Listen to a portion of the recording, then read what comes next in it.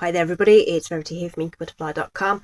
Thank you so much for joining me again today for a card making video. We're going to use the most wonderful background stamp set today to make this card, or a version of it I should say. I never make a duplicate, do I really? Okay, just to give you some different ideas. Obviously this one's really traditional. This whole set comes all linked together. You can use it as a whole, or you can break it apart to use different elements. Okay, so I've just opted to use the sort of central bit with the sentiment today, and we've used some really traditional colours. So the card base is real red, and I've used shaded spruce and some granny apple green to colour that in, some heat embossing in gold, and that's actually cherry cobbler in the centre just to add a little bit of definition, and a few little gems. So really traditional colours, but we're going to make something a little less traditional with you today. Okay, so I've gone ahead and stamped the image already. I'm using basic white because I want to use some Stampin' Blends over the top of that, and I've actually stamped this in Pretty Peacock, okay, instead of the shaded spruce. I stamped this in shaded spruce, so you get the ferns or the spruce elements are coloured, and then it's just these open leaves that will need hand colouring.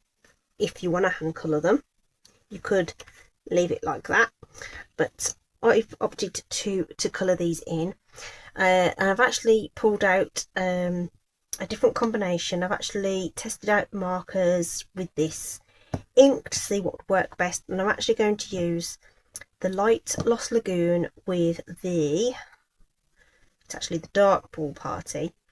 But what I would really strongly advise you do is test out your markers, because depending on how you've used them, you might find that your dark marker suddenly becomes your lighter marker because you've used it so much. So try it out on your project and see what happens. Okay, so from a colouring point of view, what I'm going to do is I'm going to put this darker colour, which is actually the Lost Lagoon, and I'm going to shade one half of the leaf, but I'm going to shade the bit that's sort of closest to the middle, or surrounded by stuff where the shadows would be. Some bits it's a bit more tricky to determine, but you know what, don't overthink it, just go with it, and just shade in one half of the leaf. Okay, and it's very simple to just add just a line of the ink all the way around on here. We're going to fussy cut it out, so don't worry too much about it being too neat with this. I'll try and move it around so you can sort of see. Oh, probably should have done the other side on that one, but say it doesn't matter, really doesn't matter. I just want a little bit of shading on these leaves, but we're not going to do any super intense knockout blending on this. Just doing some simple colouring really, just in two halves if you like, well, almost literally really, to be honest.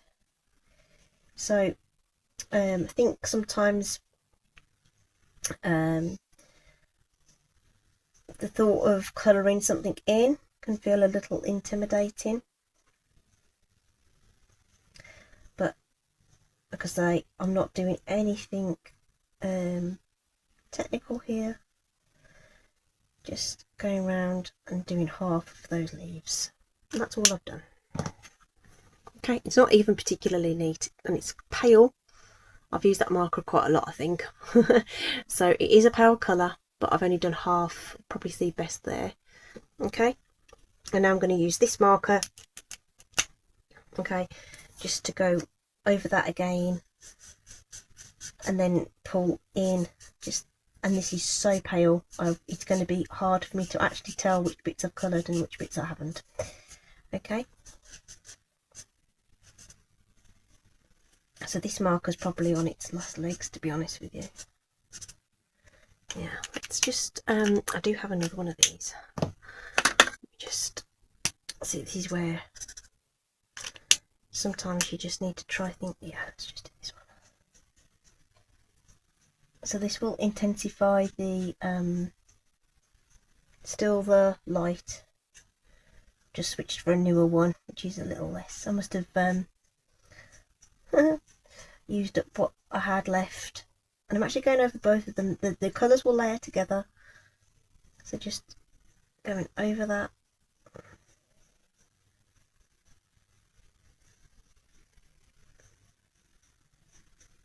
And I'm going to say I'm blending it out, but what I'm really doing is just filling it in and just softening that line between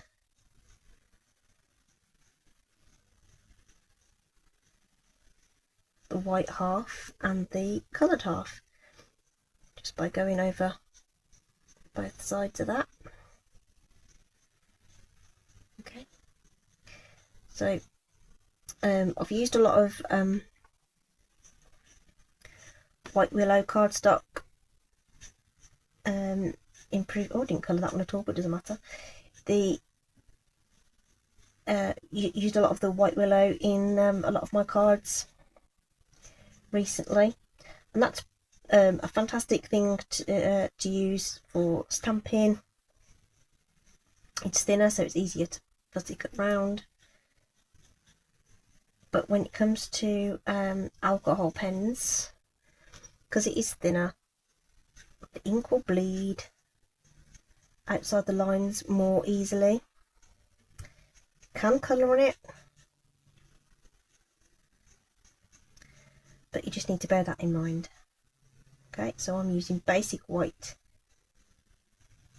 not the thick, just the ordinary basic white, just to colour this in. Okay, so this is Lost Lagoon and Pool Party, and that's probably difficult to capture on camera, but there's just ever such a little bit of shading in between those, but it looks cute, really cute. Okay, so now we come to fussy cut it out. Okay, so just gonna run around and get off some of the excess cardstock. This bit I'm going to save because I might be able to get a sentiment or something out of that.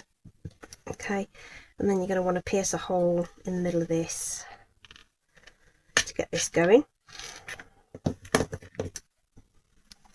Okay, and again, I'm just going to remove some of the excess, which helps sort of get around some of these wibbly bits. And please do skip through this if you don't want to watch me do this. I might even really not going to take too much care about it. I'm just going to whiz around it. I'm not going in and out of these fuzzy ferns or anything like that. I'm just going around it. But what you will see is I am twizzling the cardstock and trying to keep the scissors as still as possible. Not too worried about oops. I'm not trying to get it neat, but I don't want too much of a white edge. A little bit's fine, but I personally don't want too much showing this time around. Sometimes I do it deliberately to create a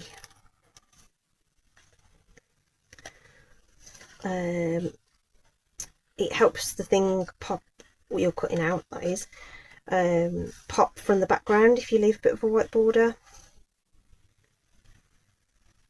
Kind of depends on what you're making really, but on this occasion I don't want too much of that, but I'm also not trying to be, you know, super accurate with it either. Okay, so if you twizzle it around like this, it actually goes round a lot faster than you think it will. You think, oh my goodness, that would be horrendous to cut out. It's not too bad. In fact, the first time I did it, I was like, oh, I've got round. It kind of shocked me that I ended up going round so quickly. Okay, and then we've got to go around the edge. So exactly the same applies. You know, get as close to it as you're comfortable. Oops, that was probably a bit too close.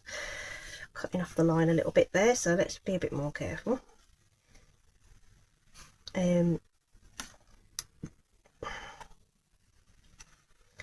again, just twizzling that around.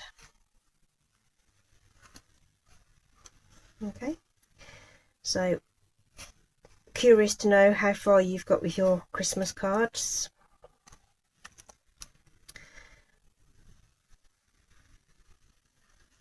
And do you send loads, or is there just a few, or do you just save them for the really special people? Because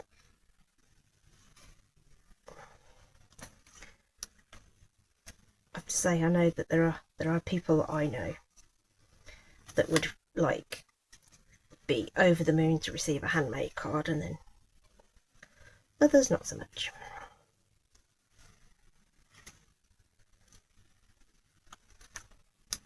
Okay, whereas I like to send obviously my handmade cards. The whole point of making them, sharing some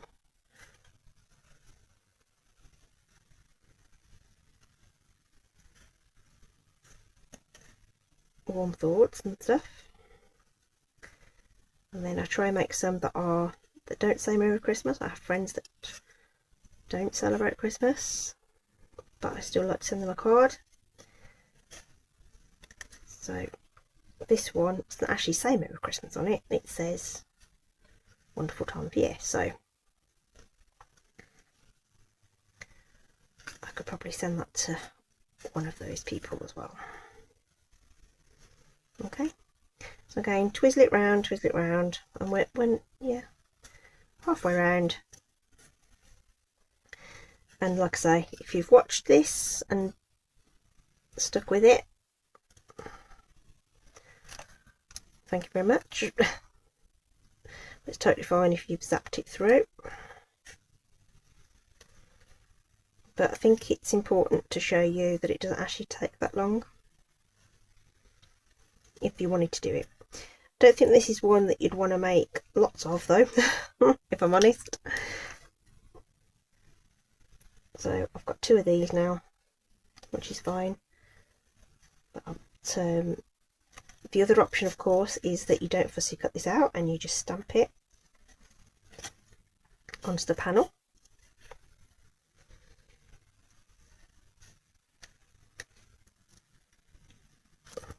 So you could totally skip this bit.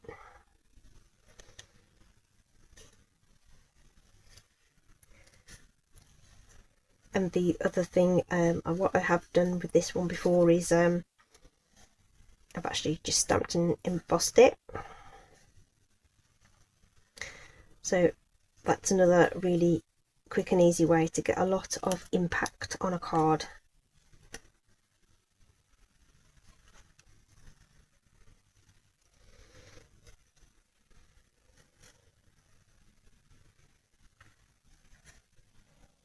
That you want to send. Dimension and embossing, I think they're the 2 things that really kind of like set a handmade card apart from something that's store-bought.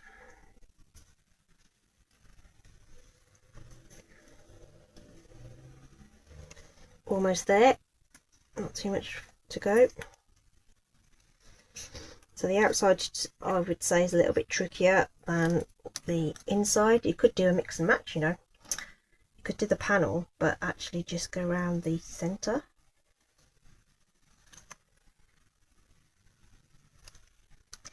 Just tidy that up a bit, tidy that up a bit. There we go. Rightio.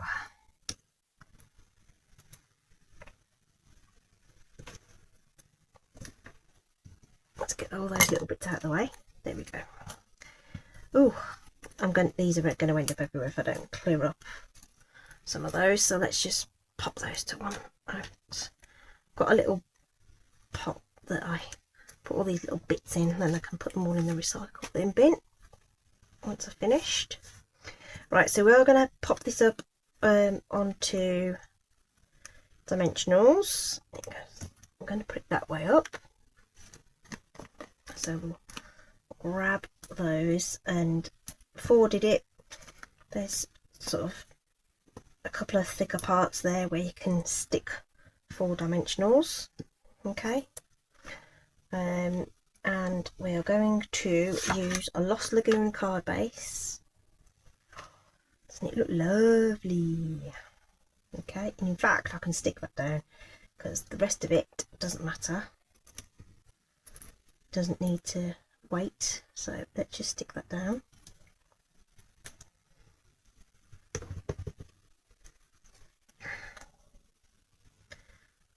Voila. Cute, right? Okay, and then because we used the pool party in the colouring, I'm going to use pool party to sort of help pull that out a bit. This is the two-tone cardstock. I'm trying to decide whether I want to use the light or the dark, and on this one I heat embossed it, but because of the colour I think it might just be easier for me to just stamp this one in the Pretty Peacock, which is what I'm going to do. So let's just do some light tapping on that. Okay, and we shall pop that down somewhere around there, and some firm pressure on that just to make sure that ink transfers. Okay, so this is obviously a red rubber stamp, so I should imagine that these will start, this set will probably go into the retiring portion once this catalogue retires.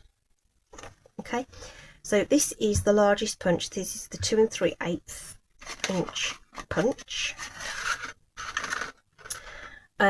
Totally you could use your dies for this, but I thought for today I wanted you to see something a little quicker and easier that didn't involve dies. So I'm just going to punch that out.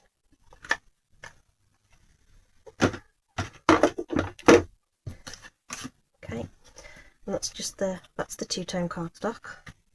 Okay, and then this is going to sit, and you'll still be able to see some of that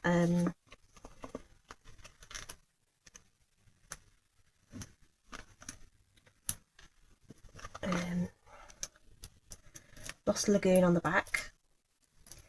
And I want this to sort of sit up a little bit, so I'm actually going to double stack the dimensionals. So I'm going to pop another one over the top. So this is going to sit higher than the wreath itself. Okay, and I am going to put in a bit of a comfort zone and just pop some wet glue on that, which will just help. We want to make sure that this is the right way up and straight. So having that little bit of a float of that wet glue means that we can just sort of twizzle that around and just make sure it's set in the right place and central, preferably. That looks about right. Yeah, looks about right. Okay, so that's just going to have to just dry a little bit. That's fine. I've already tied a bow, which is going to be our look at this pop of colour. What's this called? Shimmer ribbon or something? Shiny ribbon in real red.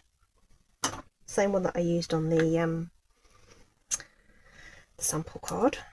And we're going to use glue dots because they are the best way to adhere bows. Really nice and strong. So we can pop that in underneath there, and we're going to need to pull that red through into some of the other elements. So what I haven't thought ahead of is what embellishments I can use.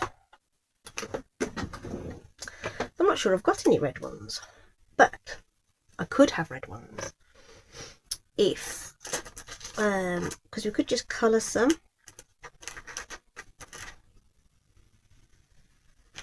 Let me just have a little quick rummage through here, because we've got some pearls that we can colour. Oh, I found something that I can use. Haha.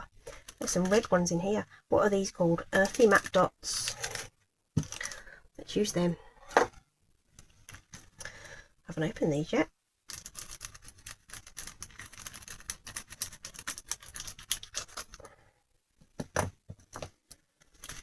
Blue sticker. They're on the. They must be in the online exclusives. Oh, and there's 2 sizes, even better. Right. I did think it was odd that there was only one size. So sometimes the packaging can hide what else is in there. So I lop that off, which means I can still see what they're called,